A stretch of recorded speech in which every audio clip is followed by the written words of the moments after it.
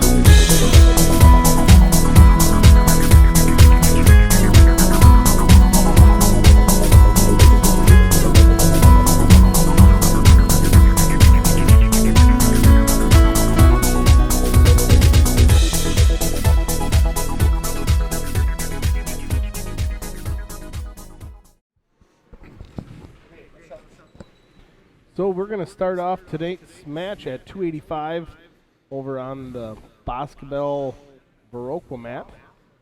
We will have a forfeit. The Boscobel heavyweight, Kane Groom, will receive a forfeit as soon as we get out onto the mat.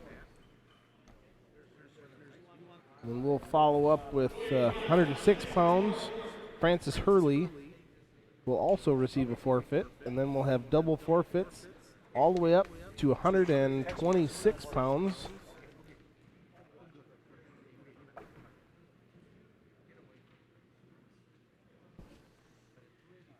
Well, we'll see some good heavyweight matches tonight. Brookwood, Cashton, and Boscobel all have the big guys. That's sure one weight that it's been tough this year to find is those 285-pound guys. So we'll see Kane Groom step out, receive his forfeit.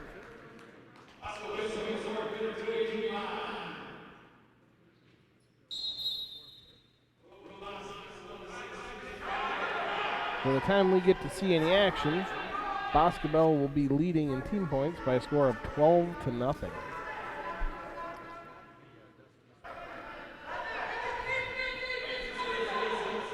So there's Francis Hurley of Boscobel receiving his forfeit at 106 pounds. We'll have double forfeits at 113 and 120. Viroqua looks to receive a forfeit at 126 pounds. We will see Evan Solberg come out for the forfeit at 126.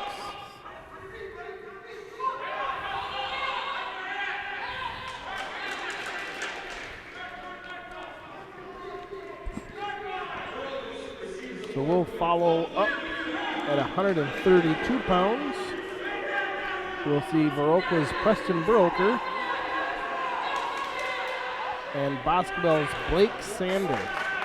Blake Sander, a senior from Boscobel.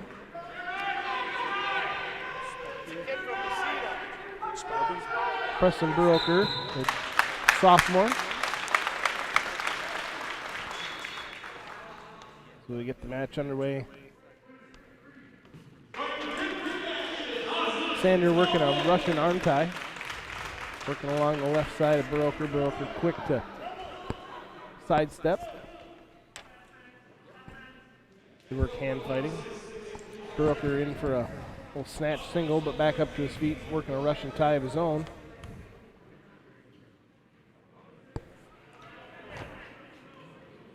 So over on, make sure I'm back up on with you guys now. Over on the Cashton match, what took place there, Scott? Ken, we had a 114 pin. Austin Culpet of Cashton pinning Dustin Sparby of Brookwood, Necedah.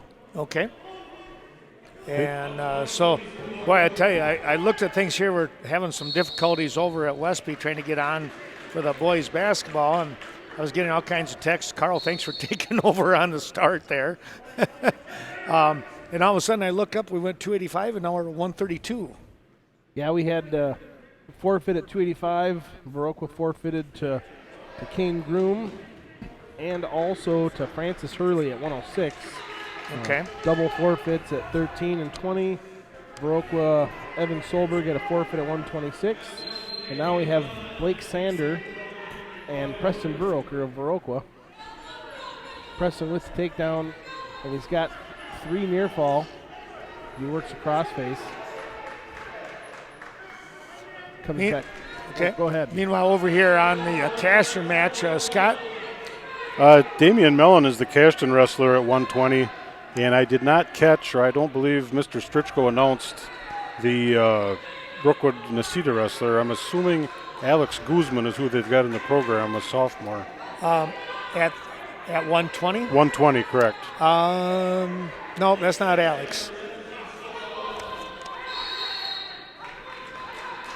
I don't think Alex is here tonight. We saw the end of the first period with Sander and Broker.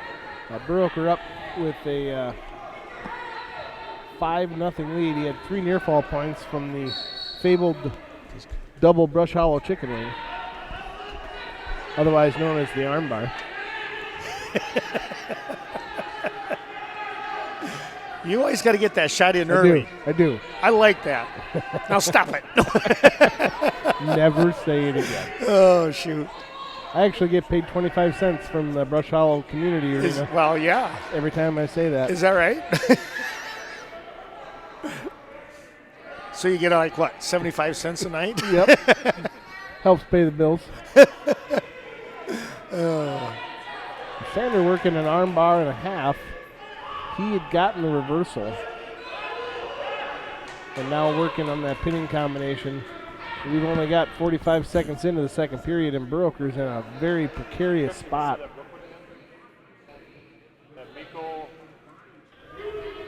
Now he's going to hip over. We should give him. I don't know if it's him. He gave him the escape. So Sander got near fall. So that brings the score up 6-5. Viroqua still leading with 50 seconds to go in the second period. I'm trying to remember if the name is, if it's Pikekonen, but I'm not 100% on that either, Scott, over here on our left side of the screen. I seem to remember Peekinen was the way I understood it during the announcements. Okay. Well, you know what? That would work for me too. That's what it's going to be now, isn't it? It is. But let's run with that one. Peekinen. I like that. Right now he's got that cradle, Scott. I'll let you take over on that one once you get things rolled up there. So take that one away. Mikko, and we're hoping that's who we've got, was leading 5-0 at the end of the first period. And they started neutral beginning of the second, Peekinen with the takedown, and now with a pretty strong cradle in there, earning some near fall points right now. Mellon now back up to his somewhat of a base, not completely. I think he benefited there from a whistle on the other mat, to be honest with you, but that'll happen once in a while. I don't think he's going to complain about it. Yeah. Peekinen still has that cradle in place. Still, referee Mike Nicolati holding at least a 2-point near fall. He's got to be careful of his own back, though, doesn't he, Scott? Absolutely. Yeah, and that's one of those goofy things. And in a shortened season like this, younger wrestlers too. It's you don't see it very often, but you do see it. Those defensive pins. Yeah. But, 30 seconds remaining in that match. Let's stay with that one, and then Carl, as soon as that match is over, we're going to come back to you. Peekinen now out of the cradle. They had a pretty deep half Nelson in there. Got Mellon on his back. Near fall being counted. Mellon 14 seconds left. He fought it off. He's resilient. I've seen this kid wrestle many times, and it's not going to be an easy pin by any means. 4, 3, 2. Survived to the end of the second, but another 3 points there. Going to be 12-0 after 2 periods, Ken. All right, let's go back to Carl and what took place on our Viroqua match. Well, after a plethora of reversals and near fall points. And there were, too. There was. The match score was 8-12 before Sander capitalized on a little hip over move and was able to pin Viroqua with a 4:35 pin time, third period. All right, why don't we stay with Carl on this start of the 138-pound match here to our right. So 138-pound, we have the battle of the Ethans. Ethan McClough of Boscobel and Ethan Dobbs of Viroqua. Dobbs with an underhook, still working around that left side. Sander in on a double. He's got the right leg of Dobbs. Dobbs working for a spladle and gets it. He's been working on that move a lot in practice too. And the pin time. We're going to have a 45 second pin time. That's a pretty good looking spladle. Yes. All right, well, let's kind of baits him in there. He does, doesn't he? Yeah. Let's go back to our Cashton match with Scott Mills now. Ken, we've got 1:38 remaining, third period. Damian Mellon of Cashton trailing. Looks like they had 12-0 on the scoreboard. Now 11-0. Mellon trailing. Both wrestlers on their feet, ear to ear. Mellon with kind of the blocking in on the shoulder there. Peekinen, I hope we're saying that right. A little bit of a shot now with a takedown. Going to make it a 13-0 lead with 1:06 left in the third. And I don't recall this Pekin wrestler from being at Brookwood or Necedah, but aggressive, very. Yeah. I don't know if we've got a blood issue, I'm assuming, the way it looks. Okay. Well, while they get that cleaned up, let's go back to Carl, and let's see what's taking place. A couple of forfeits I'm seeing. Yeah, I would have. I thought we were going to have a match at 152.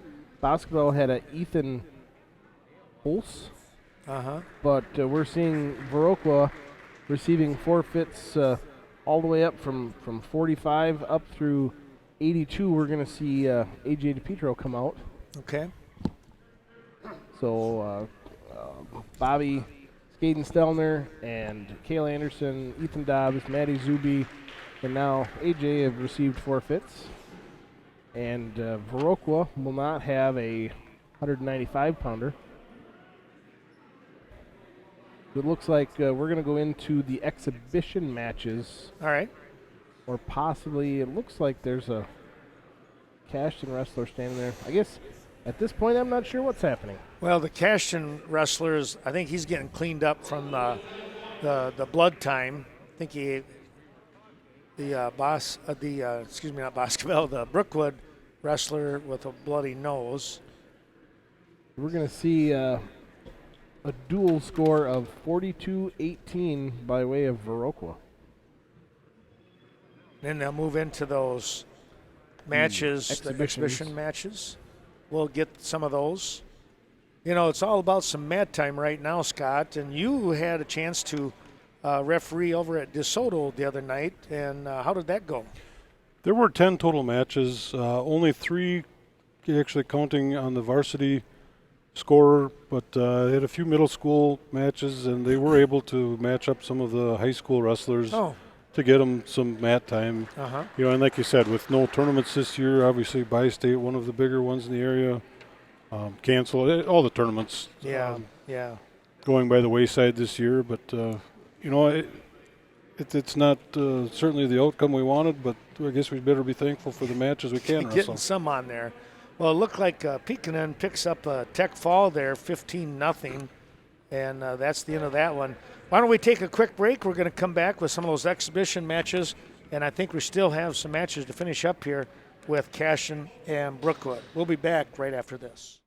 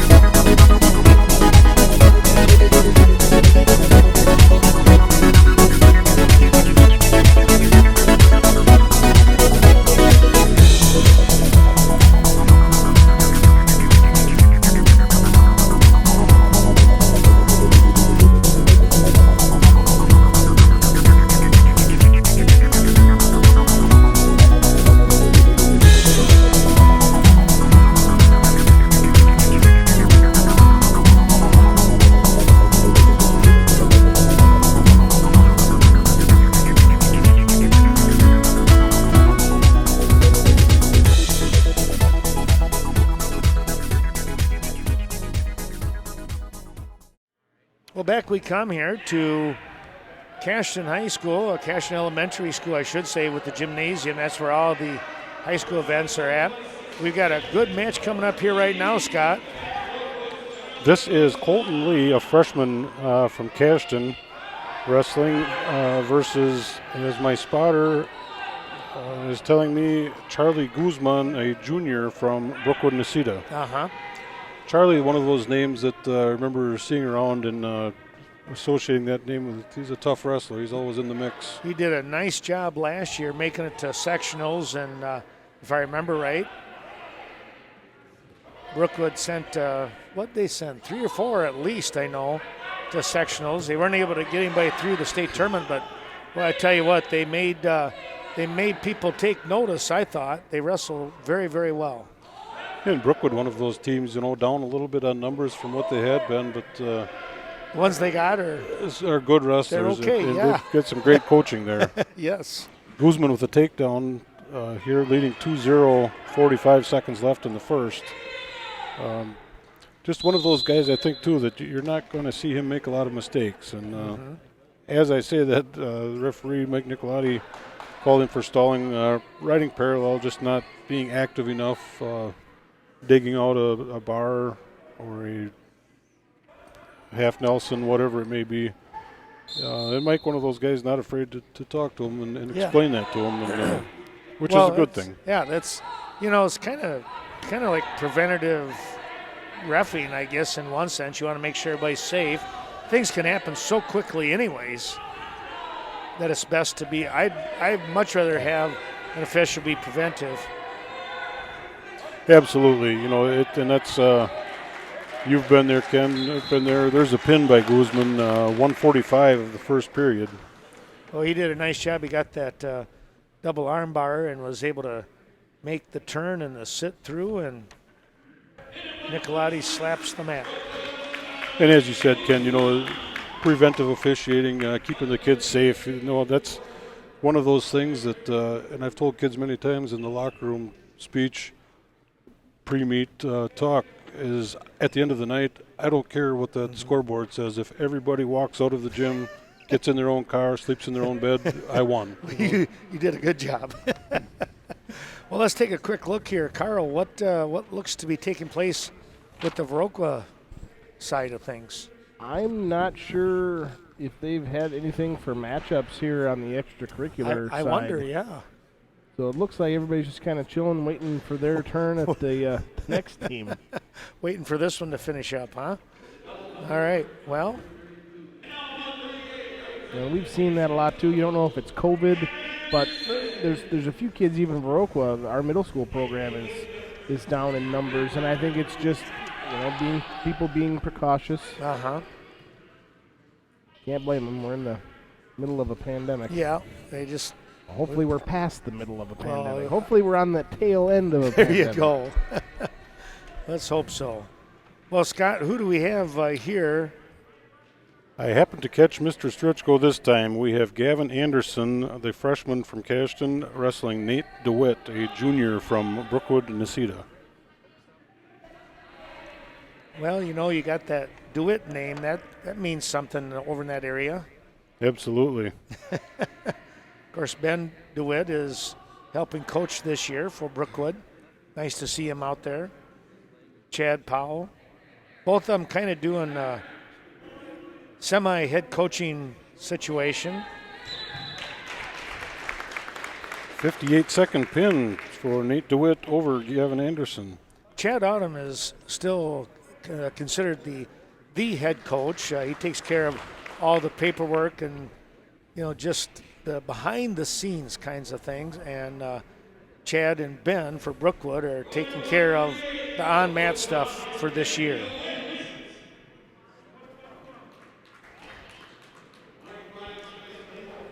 I'm going to go to 145 here.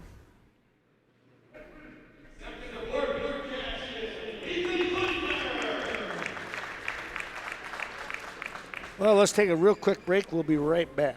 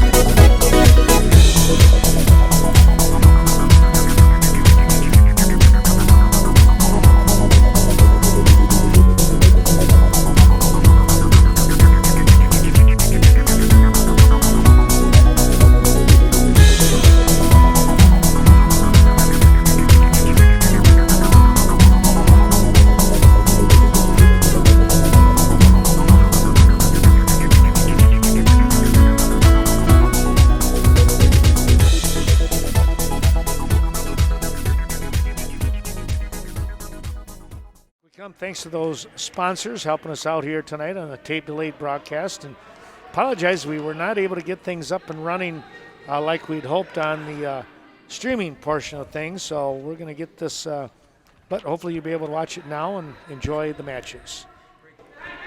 So, Scott, who do we have here? We have Jack Schleesner of Cashton is a freshman versus Isaias Cruz, a junior from Brookwood, Necedah.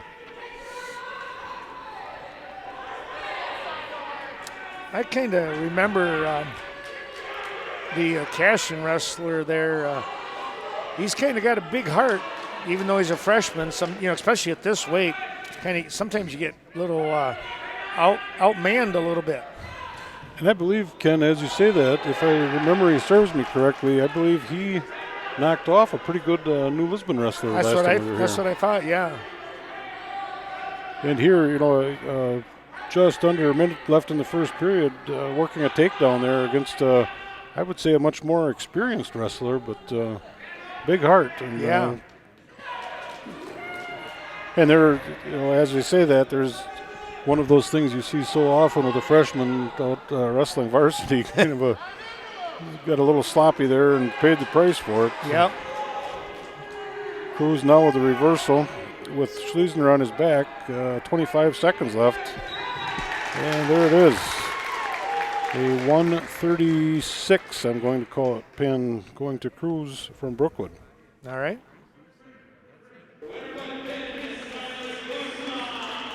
That puts the team score, now they got 17-10. Oh, they're still adding.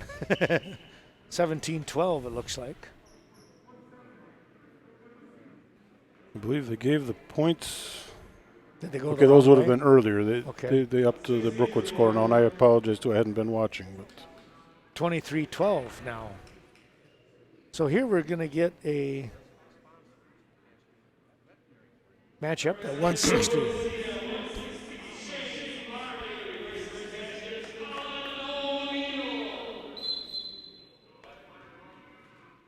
This could be a good one. Yeah, Shane Sparby, one of those young men coming over from Necedah, and probably has been one of their better wrestlers the last couple of years. It's certainly not putting Colin down by any means. There's a young man for a sophomore, probably ahead of his day. He's a stud at this age, let me tell you. And a very classy young man, too. Yeah. I know Colin. I know his family. Just very professional, polite. One of those kids, a good wrestler that's fun to officiate and fun to watch. Right. This matchup, now the interesting part, so with the co-op, the Necedah wrestlers, they practice at Necedah. They do not come to Brookwood for practice. The only time they're with Brookwood is for the dual meets or tournament series or whatever it might be. Well, and that's a nice thing to see, from the standpoint of numbers. Necedah's been struggling a bit the last few years, and for those kids to be able to go to a duel and at least have a chance to get some team points and to win some duels. Just real quick, once again, over on the Viroqua match, they pick up the win 42-18 over the Boscobel Bulldogs, but no exhibition matches were available, just the way everything kind of filtered out there, I guess you could say. We've got a takedown here, Ken. O'Neill was able to get the takedown versus Sparby with 30 seconds left in the first period, and Colin racking up some near fall points here. Nice little hip tilt here, loading him up on the hips. Should have his 3, yes. And here, the match before we saw Schleesner, a freshman, making a freshman mistake, but you're not going to see that, or many of those anyway, from O'Neill. This kid's spent a lot of time on the mat. Yeah.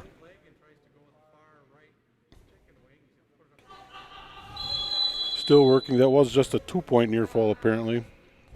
After one period, 4-0 lead to O'Neill.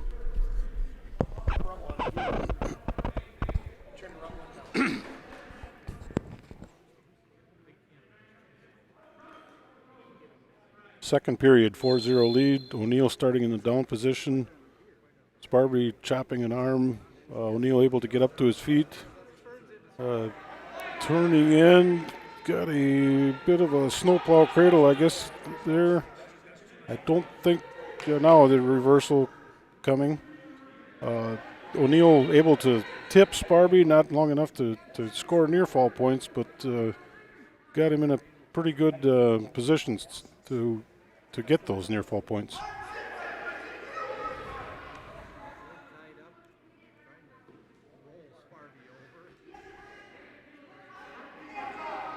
O'Neill still with that cradle locked in, edge of the mat, close, but we did have supporting points in, and there is the pin coming in 2:46, Ken. Wow, I tell you what, that was quite a move, and once he got it locked up, it was tight. Yeah, that was the beginning of the end. That was he had that solid. Well, O'Neill is, you can tell he's been in the weight room. He is really growing into that body. And, that's one of the things, Scott and even Carl here, it's hard for some kids when they wrestle, say, like 120, 126 one year, and the next thing you know, in this case, O'Neill is already up 160, so that's quite a change.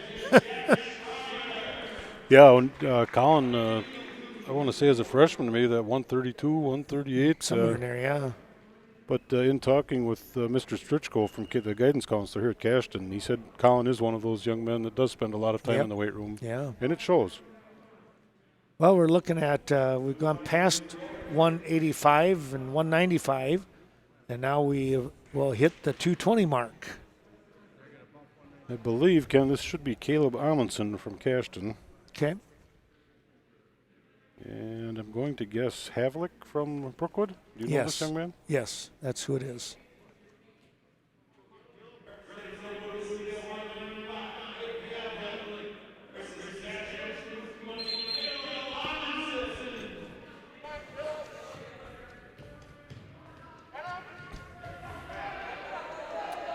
Amundsen doing a nice job on the attack. Had a single leg, but had to let go of it as Havlik putting some pressure on that upper body, forcing Amundsen to back up a little bit. Now a double leg attack here by Havlik. Nice job keeping the hips on the shoulders and the head of Havlik. That's Amundsen on the defensive side, trying to reach up and over, and now he has Havlik flattened out. He's going to spin around behind and pick up the 2 for the takedown. Going in, looking for the half Nelson series. He went to the right side, now the left, and trying to get a wrist. Havlik doing a nice job of coming back up to his base. Now an inside roll by Havlik. And he catches Amundsen. And now a headlock situation here for Havlik. Trying to set things up here and keep that pressure going. Amundsen trying to fight this off. 45 seconds, there's the pin. Amundsen showed some nice things there, but boy, Havlik came back strong to pick up the pin. A 1:17 pin time for Havlik, Peyton Havlik of Brookwood. That was a 220. We started out at 285. Correct. So we'll take a quick break here and see if they're going to have any exhibition matches or not. We'll be right back.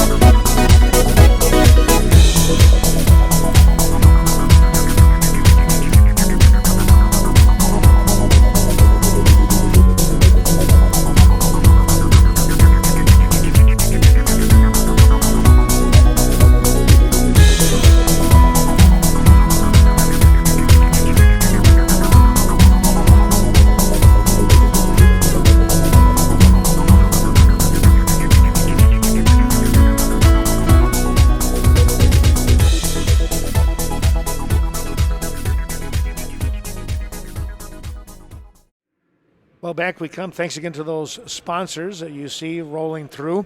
And final score here, Scott, over on the Cashton Brookwood match. 29-24, courtesy of the Havlik pin here at the end. Cashton was leading 24-23, and Havlik picking up the pin to make it a 29-24 final in favor of Brookwood. Okay. And again, Carl, real quick, this team score over here on the Viroqua match. We had a team score of 42-18 by way of mostly forfeits. Okay. I think there was only 2 actual matches that were wrestled. Wow, interesting on that, isn't it? Yeah. So, but then Boscobel only brought about 4 or 5 wrestlers at the most. So I believe 4 was what they weighed in. 4 was what they weighed in. Okay. Welcome back to Cashton. Ken Manning, Western Wisconsin Video Productions LLC. Well, we're back to our 4-picture camera operation with Brookwood taking on the Cashton, or is it Brookwood, or who is that? Or is that an exhibition match over there, Scott, on the left? Ken, we've got Ethan Klinkner of Cashton versus Nate DeWitt of Brookwood, is what I understood. Oh, okay, so that's the exhibition one probably? Correct. And, well, then we better turn our attention over here. We'll keep track of both, but let's go back over here with Carl Zuby and see what we got going on with the Viroqua Blackhawks. Well, we've got Ethan Solberg, and I'm going to guess he's probably wrestling Blake Sander. Okay. I believe that's who we've got out here. And I think that's a name that I did hear announced, Carl. Yep. So right now, Solberg working off his knees. He was in at a shot attempt, tried a little shuck, and he's working on a head throw and gets it right at the edge of the out of bounds. We're in near fall criteria. Wayne Keenan counting. Got the 5 count. Now he's looking for the pin. And he's playing right with the edge. They called him out of bounds. 28 seconds to go, period number 1. Solberg now leading by a score of 9-2. If memory serves me correctly, Sander had a 4:35 pin time over Preston Buroker in the duel. So Evan wrestling very well. This is his freshman year. Made a big step from middle school coming up to high school. Yeah, and that is. Has done pretty well in his matches so far. He's probably got the most matches of all the Viroqua wrestlers. Isn't that something? He's had usually a match during the duel and 2 exhibition matches. So they just basically what we had to do is they had to wait a few minutes so that everybody had their proper rest, and now we're able to get those exhibition matches in. So no change as far as the teams wrestling yet. That'll come up a little bit later.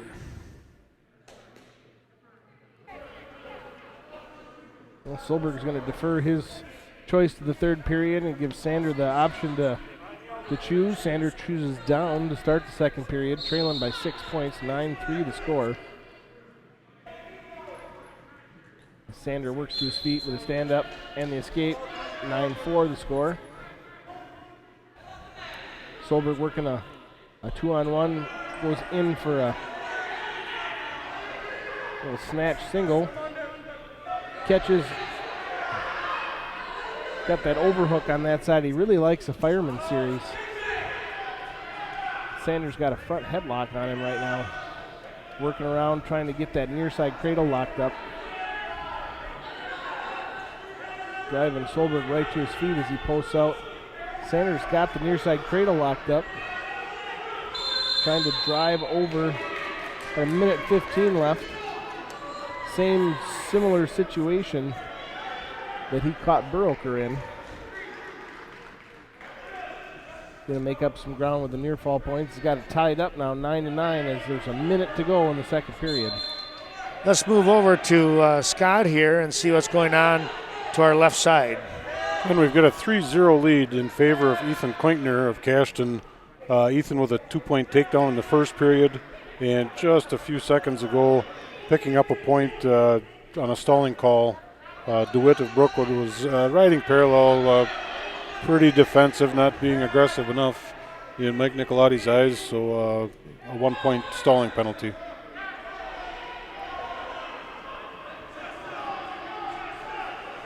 .45 seconds left in the second period again. Klinkner on the bottom, trying to get to his feet, just not able to do it. Riding strong there on top. Now a stalling warning going, penalty apparently going against Klinkner of Cashton, so it makes it a 3-1 score. 25 seconds left. DeWitt still riding strong. You know, in one of those matches too, Ken, it's a tough one to call, a tough one to officiate, I should say. Yeah. Neither guy being really aggressive. Klinkner now trying to come out and around for the 2-point reversal. Not able to do it. Very close there. I would say he's at least got one on an escape, a loss of control. Yes, and it is a 1-point escape. Ethan Klinkner is going to be leading 4-1 after 2 periods. We're into the third period over at the Viroqua Boscobel mat. Sander with the takedown and the pin, just 30. I don't know why I can't do time. They're in 4:21, Carl. Yeah, 4:21. Late in the day. I hear you. It's almost my bedtime. But Sander picking up the pin in the exhibition match against Solberg.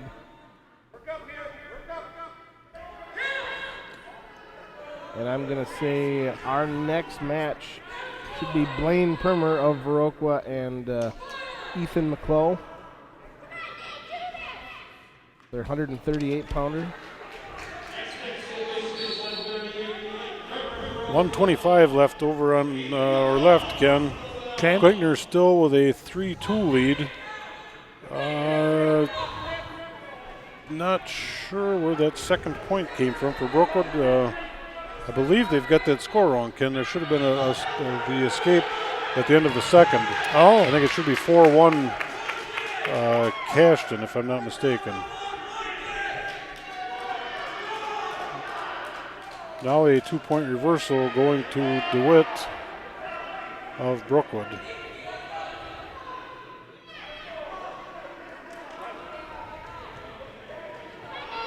Ethan attempting a kind of a front sit there, was able to get out and get the one. He got the one escape. DeWitt with the 2-point takedown, just barely keeping those toes inside, but they were clearly inside the line, and a 2-point takedown for DeWitt from Brookwood. He went right into that lateral drop kind of situation quickly. Pretty smooth with it. Yeah, that was a nice move. It's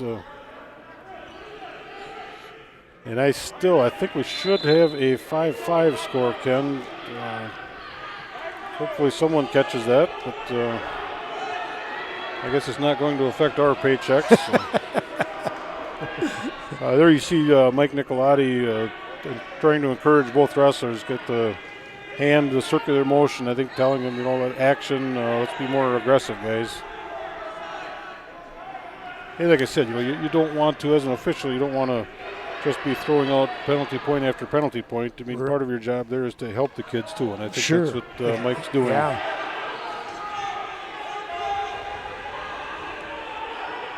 And they didn't award that escape point either. Yeah, it's hopefully I would have hoped someone on the Cashton bench would have been watching that. They did award the last escape here finally, but and someone is at the table now. Yeah. Checking that over, yeah. Well, we're just about to start the second period over on the Viroqua Boscobel mat. 2-2 to score. McClough with the takedown. Permer with a reversal. So we've tied up. We start in the second period in the neutral position. Both wrestlers fighting head alongside head. Double unders for McClough. As he works. There's really only one thing people like to do, a little duck under and a throw. Yep. He did.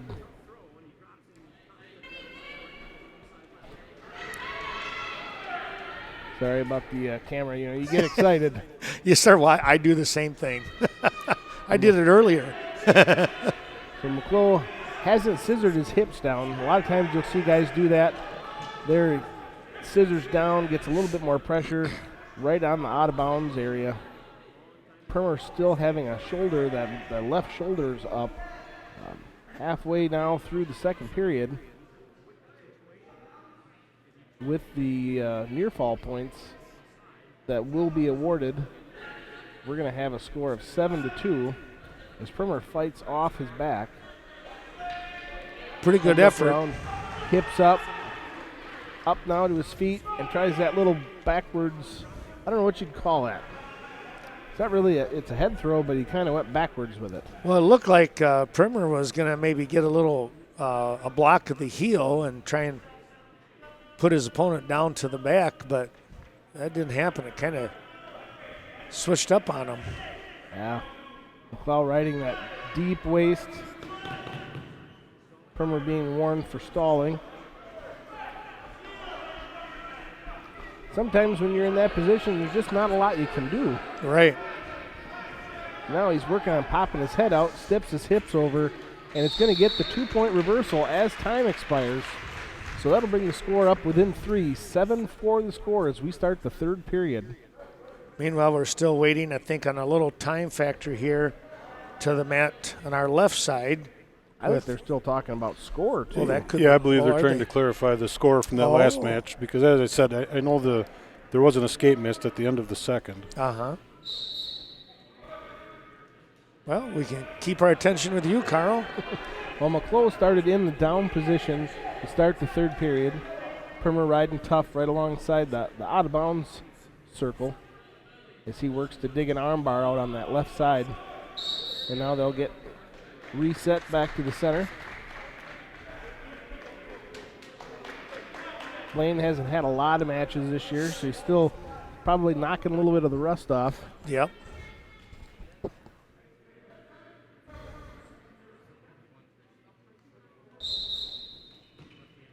McClough quick to his feet, looks to turn the corner with a switch, but Blaine able to catch that left arm, keep him down, broke down to the mat, hips down. He worked a 2-on-1. Now he's trying to dig an arm bar out on that left side. Driving forward, keeping good pressure, watching, looking for that wrist. He's got the arm bar in the wrist. Now trying to walk it over. He's going to step over and settle in. Let's go with the wrist. Steps back. Tries to keep good hip pressure down on those shoulders.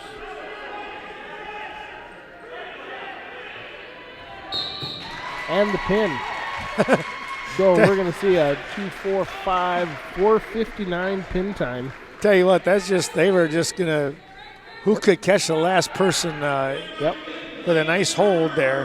That was a pretty evenly matched up, and those are fun to watch, where they go back and forth. Yeah. Well, let's go back over here to the left and see who we have out here on the mat. We've got Jack Schreier of Cashton versus Shane Sparby of Brookwood, Necedah. Sparby lost a tough one to O'Neill earlier in this dual meet, now wrestling exhibition. And Ken, if I remember right, it's Jack Schreier, another one of those wrestlers when we were here earlier this year for the New Lisbon match. Schreier pulled off a victory that I don't think we expected to see. Young wrestler, inexperienced, but big motor there. Just, doesn't know the word stop or quit. That's important. Looking at the match here, Ken, one of the rule changes this year was the relaxing of the hair rule, which is obvious when you look at Schreier. I think he'd have been visiting the barber during after weigh-ins. Yeah, in the old days, yeah. Well, so what was the new rule on that? As far regarding hair, the new rule is there is no rule. There's no rule anymore? Okay. Don't have to worry about a head net or what do we call hair net? The only thing is if they do choose to wear a hair net, it has to be non-abrasive. Okay, sure. Obviously, as in prior years, but If they don't want to wear anything, they don't have to. Okay. Yeah, that's definitely a thing now that, a lot of these guys look like they stepped out of a 1970s hair commercial. And they may have other years, except they had to hide it before. Now we can, there's no hiding. I always tease Oliver on the Viroqua team that he looks just like Farrah Fawcett, but he looks at me because he doesn't know who Farrah Fawcett is. Does that mean we're getting old? Oh, just a little. Oh, that's funny. I mean, I'm not getting old, but my classmates are sure old. What happened to him, huh? Oh, a nice little foot sweep here. And picking up the takedown was Sparby. Now a release. Back up on their feet in the second period. 1:20 to go. Schreier, one of those unconventional kids, I guess I'd call him, Ken. He just might surprise you now, and he doesn't. Technique might be a little different than some, but it obviously works for him as he picks up a takedown here with just over a minute left in the second. That was just a nice short arm drag, and he scooted around behind and kind of caught Sparby a little flat-footed there, what it seemed like. Sparby trying to back out of there, but did a good job here. It's Sparby a senior, and I've done a fair amount of Nacita matches over the years, and one of those names that very respectable wrestler. Yeah, kind of stands out.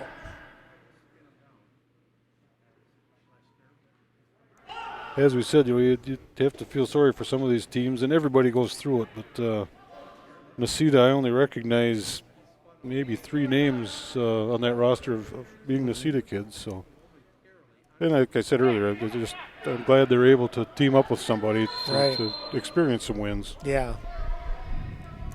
So they're going to go out of bounds with 8.9 seconds left here in period number 2.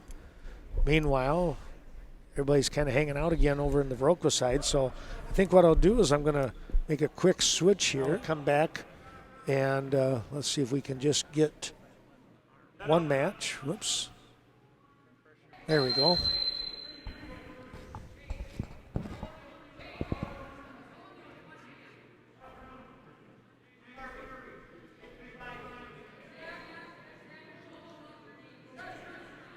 Two minutes to go in the match.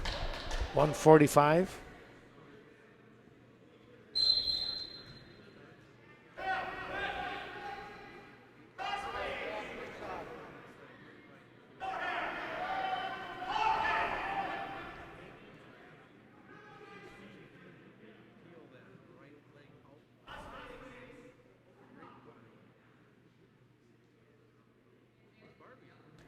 Trying to put those legs in. Sparby not able to get that. Now he goes for a cradle, and there's Schreier getting out of that one.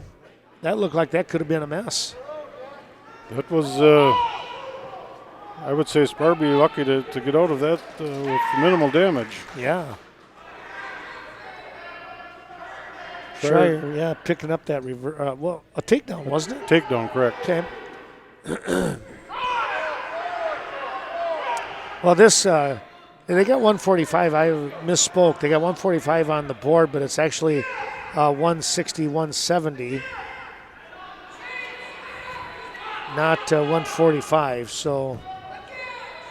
Yeah, Schreier was listed at 170 on the program. Right, I did not see a weigh-in sheet, but.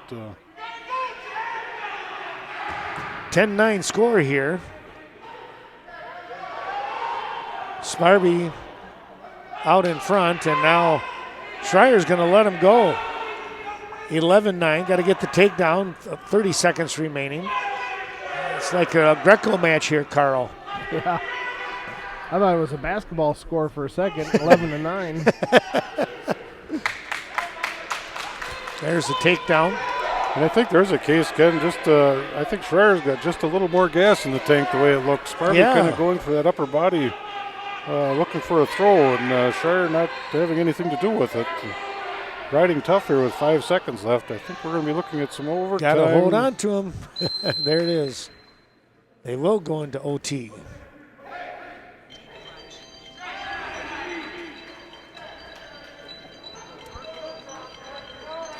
All right, you have to take it. Okay.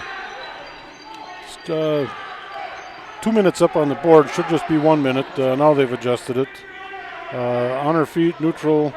And in overtime, first points, this is a sudden death. So first point scored will be the winner.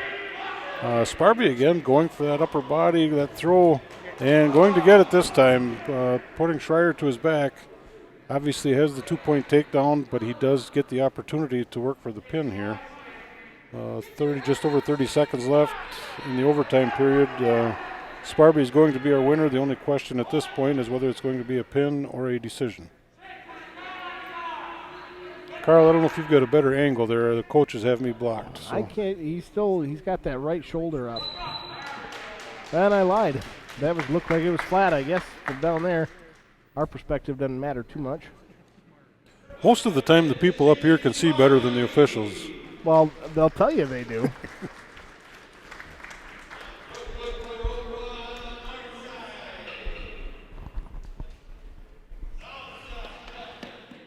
Well, now we're going to play a little bit of musical mats. All right, so they're reassigning now? Yes, Brookwood and Viroqua, if I understood right, Ken, are going to be to our right. Okay. Well, I think then what we can do is officially we'll sign off for this one. First round now complete, and we'll look for round number 2. Thanks for joining us. Stay tuned. More wrestling coming up.